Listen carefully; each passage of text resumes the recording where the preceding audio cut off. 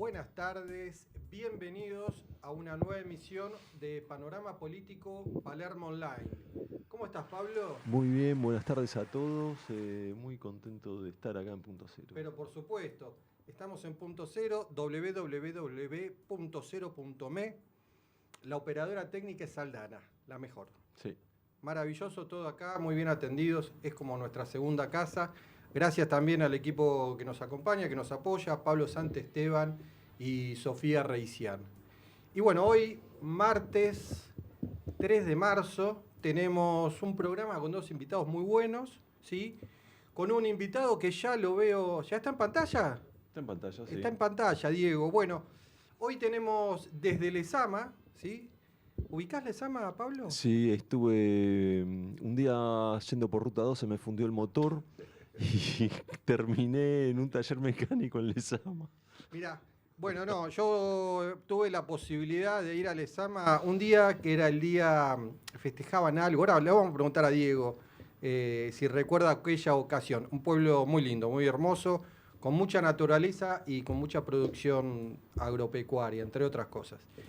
Y nos acompaña Javier Ibáñez, actualmente el presidente de ESBACE.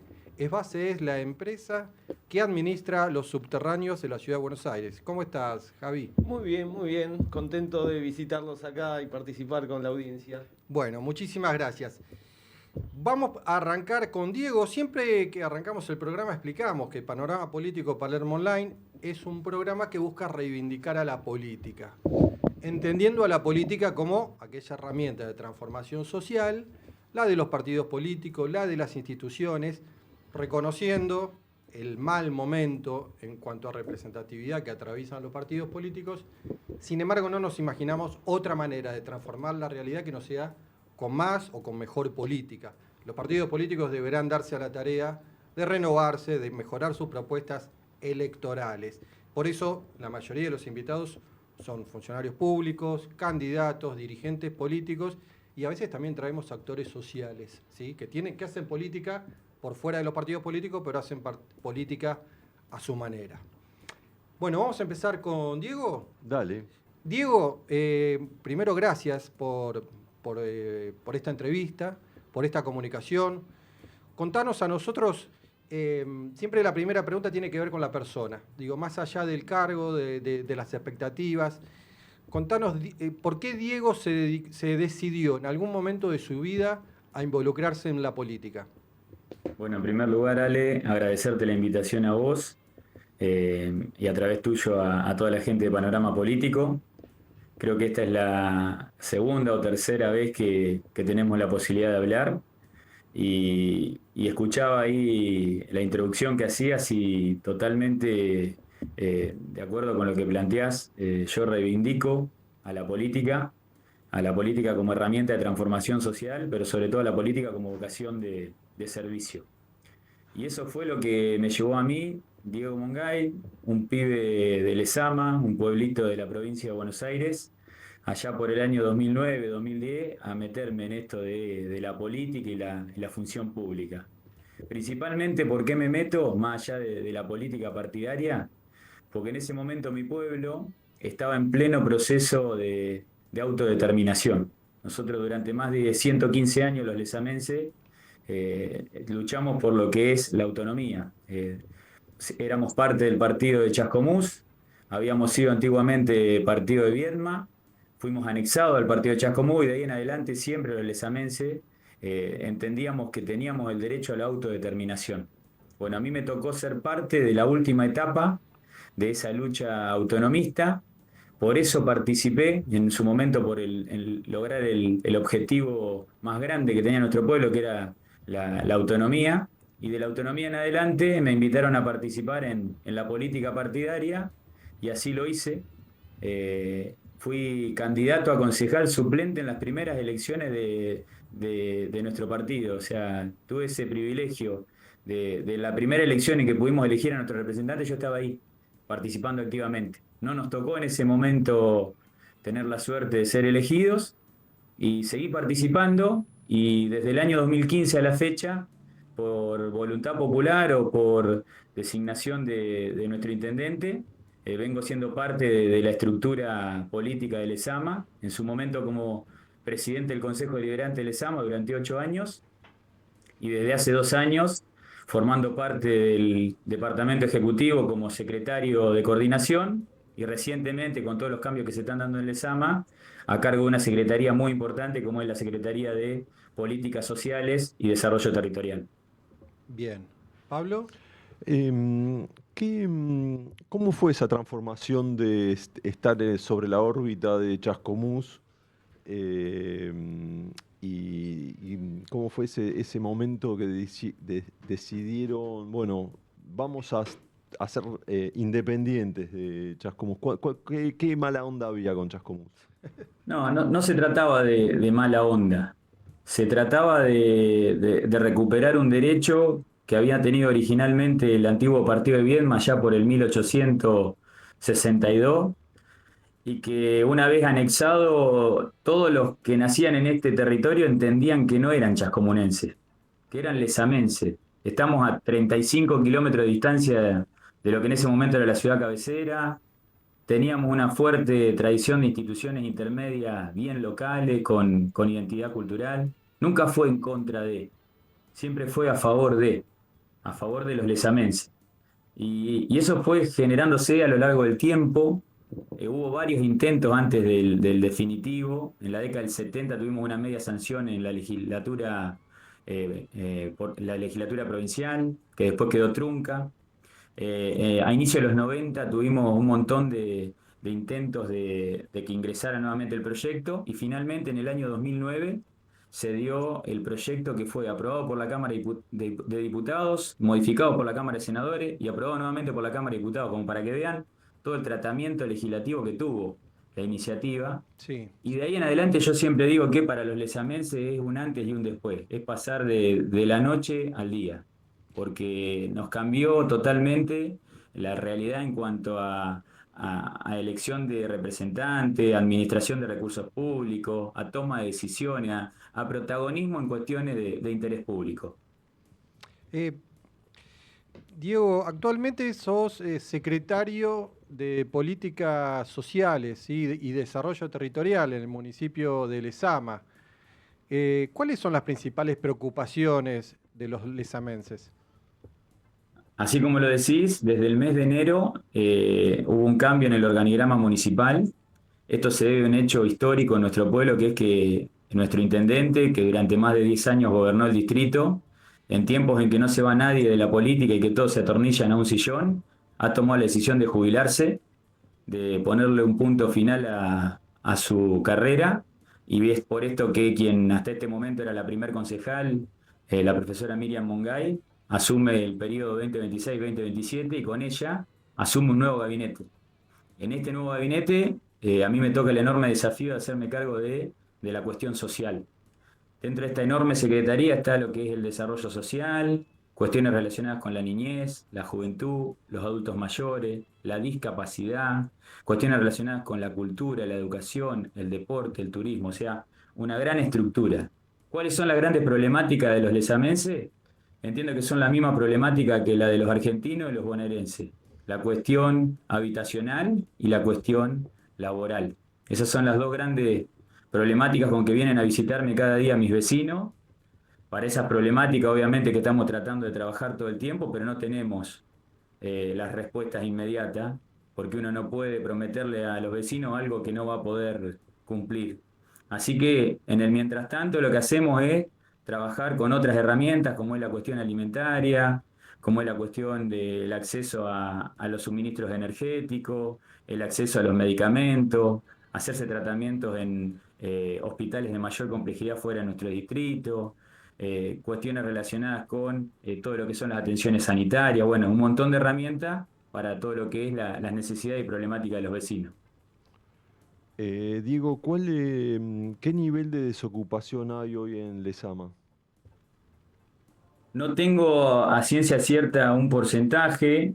Entiendo que no es la mayoría de los vecinos quienes están en situación de desocupación, pero sí es una problemática que creo que amerita que nos ocupemos. Principalmente se dan situaciones de mujeres con hijos a cargo y por ahí que no están en pareja.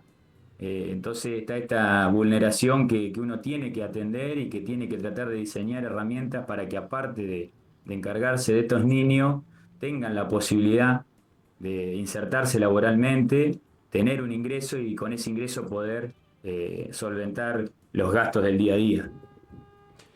Diego, te llevo al terreno más político, más partidario. Lezama es gobernada por el radicalismo, ¿sí? O por una persona del radicalismo.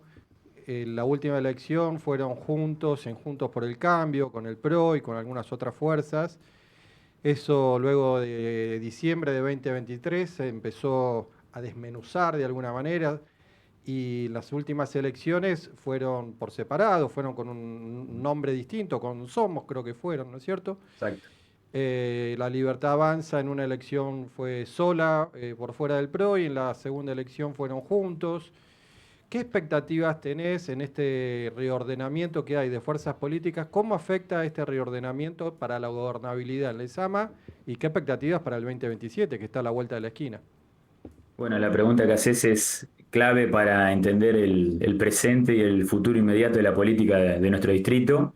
Actualmente, aparte de ser funcionario público, soy presidente del Comité Distrital de Lezama.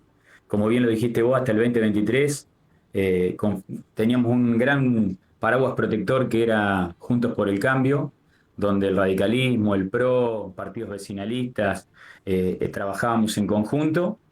El 2023 marca, como marcó a nivel nacional, provincial y municipal, una ruptura de lo que fue Juntos por el Cambio y particularmente para nosotros esa ruptura termina generando que en el 2025, por primera vez después de más de una década, terminamos perdiendo una elección de medio término, la gana Fuerza Patria en esta también situación que se dio de septiembre, ganar más 100 de 135 municipios, o sea, no es algo que solo nos pasó a nosotros, pero sí está claro que en un escenario de tercios el kirchnerismo tiene chances de ganar, aún con sus pisos históricos, Sí. y distritos que históricamente no hemos sido kirchneristas, podemos perder, o, como nos está pasando ahora, perder mayorías en los consejos deliberantes.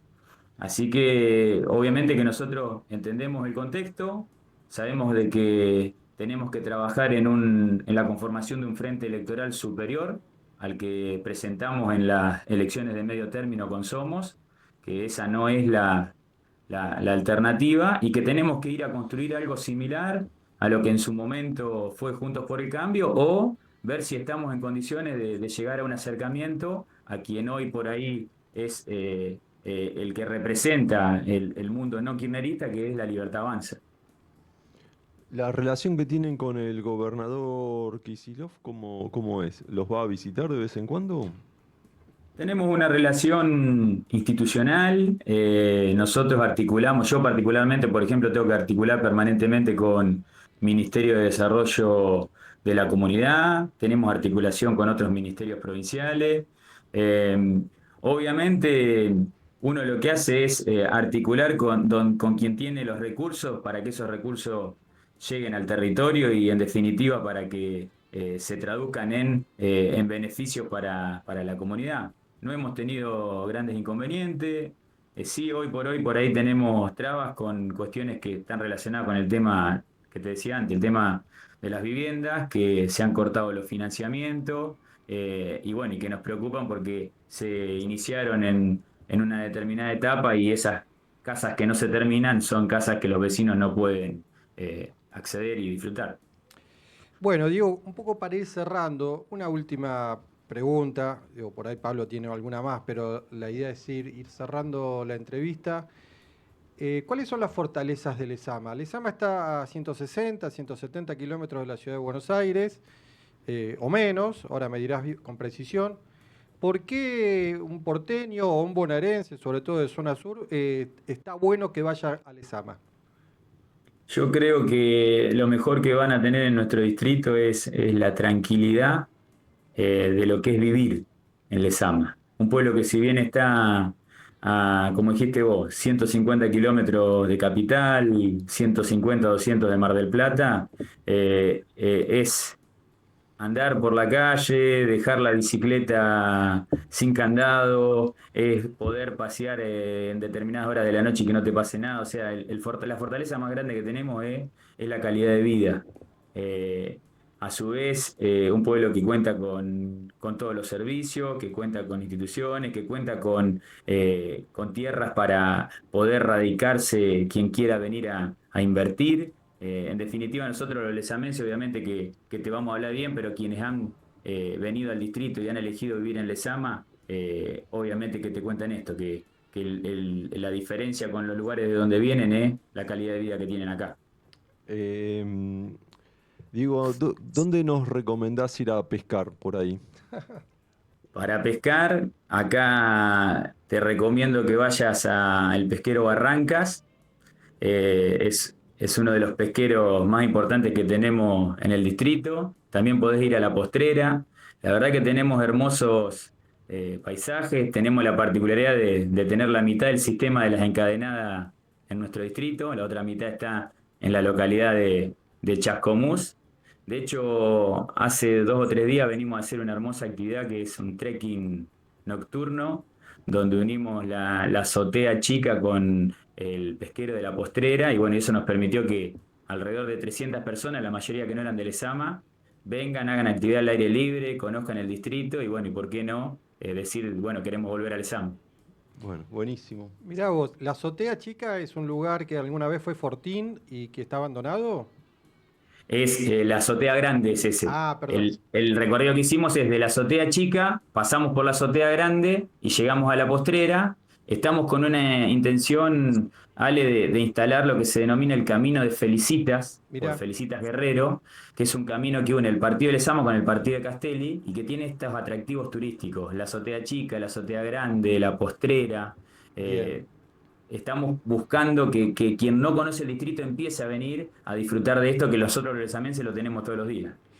Bueno, Sí, es un lugar hermoso sí, vamos a para ir, ¿eh? visitar. Me dieron ganas de ir. Bueno, yo ya fui, pero Bueno, vamos a volver. estás invitado, si venís, obviamente que yo pago el asado, Ah, ustedes bueno. traen algo para tomar. Bueno, dale, Voy, perfecto. voy con Pablo y todo el equipo acá de la Dale, radio, ¿eh?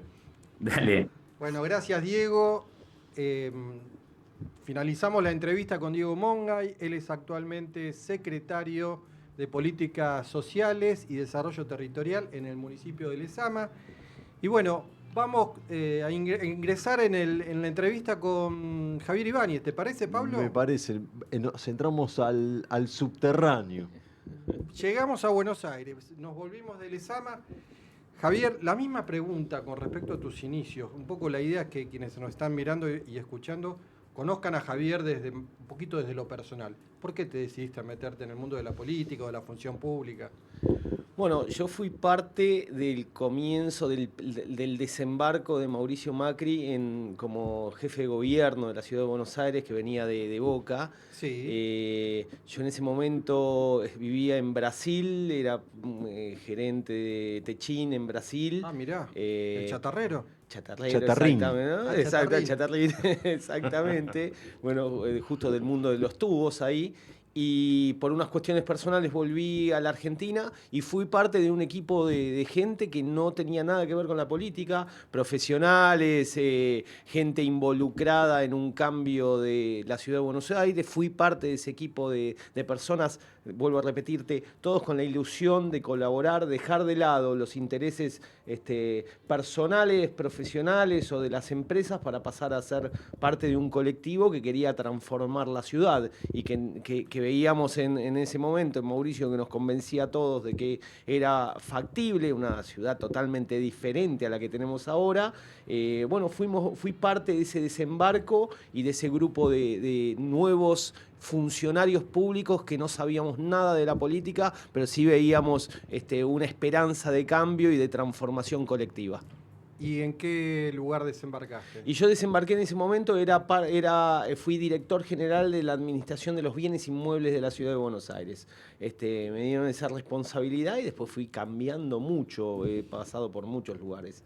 Yo recuerdo con una línea política anteriormente en el gobierno de la ciudad, todo lo que es herencia vacante y demás, medio que se entregaba a distintas organizaciones, había ahí una cuestión de ponerla por ahí más al servicio del tercer sector.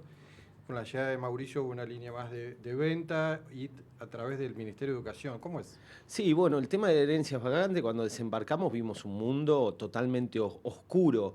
Había más de 3.500 viviendas, que la ley decía que todos esos inmuebles tenían que estar a disposición de mejorar el sistema educativo de la Ciudad de Buenos Aires, y lo que estaba era todo ocupado, intrusado por gente que nada que tenía que ver con favorecer situaciones sociales de esos ciudadanos. Entonces estaban dados los inmuebles a amigos de amigos de amigos. Esa era la realidad. Y bueno, lo que hicimos es cumplir con la ley. En ese momento, no sé si se acuerdan, el tema de las escuelas que no tenían calefacción. Sí, claro. Entonces, bueno, había mucha necesidad de cambiar la infraestructura educativa, y bueno, se puso a la venta inmuebles ociosos. De los más emblemáticos, uno de los que se vendió, y lo deben recordar, la estación YPF en Córdoba y Leandro en Alem, una YPF que estaba en Catalinas ahí, estaba hace 30 años entregada a que la opere un entregada por el gobierno militar de las juntas a otro militar, y bueno, al final terminamos vendiéndolo. Esos inmuebles fueron más de $100 millones, que fue directamente a educación y a poner en valor las escuelas. Sí. ¿Cómo llegás a ser presidente de Subtes de Buenos Aires? Bueno, primero porque he tenido un largo trayecto en muchas funciones del gobierno de la ciudad. Además de inmuebles, fui jefe de gabinete de desarrollo económico, fui presidente de la agencia de control, fui director general del Teatro Colón, estuve en la Corporación Buenos Aires Sur, fui jefe de gabinete de modernización, o sea, un background de conocimiento de cómo funciona la función pública, y en especial la función pública en la Ciudad de Buenos Aires. Y también con el gobierno de Jorge Macri desembarcando en esta etapa, fui convocado por Jorge en una función que requería expertise de alguien técnico. Yo soy ingeniero industrial, como les decía, vengo de un bagaje técnico en la vida privada importante, y requería una expertise especial en organización, en ingeniería. Y por supuesto me eligieron no solo a mí como persona, sino también un grupo de trabajo que desembarcó en Subterráneo de Buenos Aires para hacer una transformación significativa del subte, que es un ícono de la Ciudad de Buenos Aires, pero además un factor importantísimo para el transporte y para la vida del porteño. Hace poco se inauguraron algunas estaciones, y de movida ya hubo algunos inconvenientes que salieron en las redes sociales, que denunciaban que, bueno, por ejemplo, Plaza Italia se inauguró y al otro día la escalera mecánica no funcionaba, y que una de las chapas que estaba ahí se había caído. ¿Cómo tomás vos esas denuncias de las redes sociales, y qué acciones le comunicás a la prestadora del servicio? La realidad es que es bastante ingrato para el funcionario ciertas cosas, sobre todo cuando hay mala intención. Plaza Italia es una de las estaciones que fue inaugurada antes de 1945. Desde 1945 hasta ahora se ha hecho algunas refacciones, sobre todo de pintura y algunos tipos de trabajos más de cosmética, de revoque y nada más. Desde el 45 hasta esta parte no se había hecho una reforma profunda, que significa pelar toda la estación y trabajar con la humedad y con las filtraciones que tenía la estación. Con lo cual, la decisión fue transformarla de fondo. Y además con una tecnología nueva que va a permitir que la estación dure mucho más tiempo de la que duró sin que se degrade. Lo cierto es que esa transformación llevó muchos meses con la obra, pero también muchos meses cerrada, más de 3 meses. Y cuando inauguramos nos quedaba una partecita. De las 8 bocas de acceso, había una boca de acceso que le faltaba una un zócalo en la doble piel de acero que tiene. Y postergar 4 días por un zócalo era maltratar a la gente, sometiéndola a algo que el ego de uno, de terminar la estación perfecta cuando había... Y la realidad que la gente malsana que utiliza de manera personal una información o una fotografía de algo que se estaba terminando, da mucha bronca. Porque aquel que viaja todos los días en Plaza Italia vio una transformación enorme y un zócalo que faltó terminar, no porque lo hayamos terminado mal, sino porque tomamos la decisión de que no íbamos a estar 3 días más cerrados por eso, era una decisión que... Bueno. ¿Cómo cuidaron el piso que tiene esas obras de arte impresionantes ahí en la estación? ¿Cómo fue la metodología de ese cuidado? Sí, tuvimos que poner una protección porque durante toda la obra pasaron cientos de obreros con materiales, con andamios, con máquina, y había que resguardar ese patrimonio. O sea, fue una obra, tiene más de 30.000 metros cuadrados cubiertos, o sea, es como si fuesen 5 edificios de trabajo y de obra. La doble piel que tiene es una innovación en el sistema de subte. Si ustedes, los porteños, saben que la humedad en el subte es algo habitual y es un gran problema porque está bajo tierra y el agua filtra y cae al subte. La doble piel lo que va a hacer es proteger durante muchos años una estación que es un centro de transbordo importante. Y tiene modernidad y resguarda de manera muy buena los murales que son muy lindos de la estación. Te llevo un poquito más para atrás con el subte, porque en su momento la Ciudad de Buenos Aires fue pionera en materia de subte en Latinoamérica. Tuvo un crecimiento relativamente rápido, veloz, con una forma muy desde el centro hacia distintos puntos de la Ciudad de Buenos Aires, en ese momento tal vez los más importantes. Después tuvo un parate y en algún momento hubo de vuelta una idea de empezar a cruzar transversalmente esa red y extender también, intentando acercarse a la General Paz de manera lineal. Luego vino un proceso, diría, donde se pusieron los recursos más en mejorar la periodicidad, en las condiciones de los trenes, renovar los trenes, las vías, los señalamientos o el material de señalizamiento, ¿cómo se dirá? Bueno, Señalética. Señales y de señalética. materia de señales, y se postergó el tema de la extensión del subte, además de un contexto económico nacional que impedía tomar crédito. Claramente el subte, y acá en esto me corregirás, pero entiendo que pesos más o dólares más, dólares menos, cuesta $100 millones el kilómetro, con lo cual hacer una línea de subte no la haces con recursos propios y tenés que tomar un crédito para luego ir pagándolo. Ahora da la sensación, otra vez hay una línea nueva en marcha o en proceso licitatorio. ¿Qué sentís que hoy, en qué momento estamos como para plantear hacia adelante en cuanto al subte? Bueno, cuando uno mira lo que pasó hasta ahora y lo que estamos enfrentando para el futuro, hay un cambio radical en cuanto a la mirada del transporte subterráneo en la Ciudad de Buenos Aires. ¿Por qué lo digo? Lo primero, esto que voy a concatenar el tema de infraestructura que hace al confort de la gente.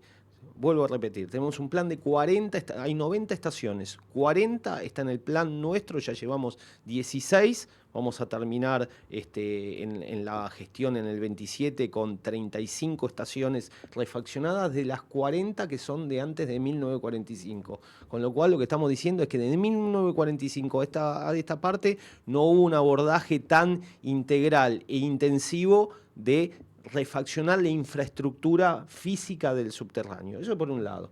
Lo segundo es la seguridad, que también es, nosotros inauguramos el año pasado en la línea D, estamos terminando ahora en la línea A y en la línea E los sistemas más modernos de conducción, de seguridad y de señalamiento del subte. La gente no sabe de qué se trata, pero básicamente es automatizar de qué manera se conduce el subte. Y eso conlleva que puedas tener los trenes más cerca uno del otro, con mayor regularidad y frecuencia y con mayor seguridad para evitar cualquier tipo de accidente. Es el sistema ferroviario más seguro de la Argentina. Y esto lo estamos terminando ahora. Son muchos millones de dólares tener eso. O sea, hoy la línea D, cuando arranca, se aprieta un botón, va todo en automático hasta que vuelve y da toda la vuelta y vuelve a pararse. Con lo cual hay una computadora que mira todo el sistema y le da seguridad a todos los ciudadanos que se suben a ese subte.